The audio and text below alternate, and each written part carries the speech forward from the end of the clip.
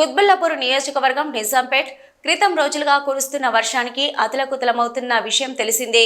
శ్రీనివాసనగర్ నుంచి పలు కాలనీల్లో అపార్ట్మెంట్లోకి సెల్లార్లోకి భారీగా పాయలకుంట్ల చెరువు నీరు కాలువలలాగా ప్రవహిస్తున్న వైనం. 2018లో తెలంగాణ రాష్ట్ర ప్రభుత్వం నీటిపారుదల మరియు ఆయకట్టు శాఖ మిషన్ కాకతీయ 4వ విడత పాపాయకుంట పునరుద్ధరణ పనులకు 21.06 లక్షల రూపాయలతో గత ప్రభుత్వం పునరుద్ధరణ పనులు చేపించిన ఫలితం ఇదేనని పలువురు వాపోయారు.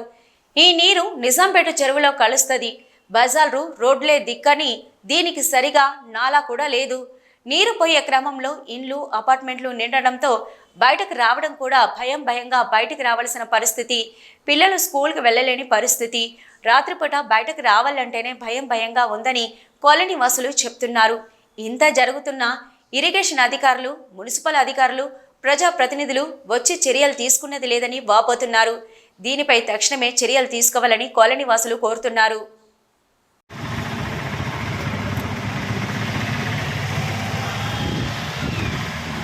అయిపోతుంది, అయిపోయినాక చేతులు వేసేస్తుంది. అర్థం కాదు, వెళ్ళి కంట్రక్షన్ చేసుకుంటారు. శ్రీనివాస్ కాలనీ పోషణ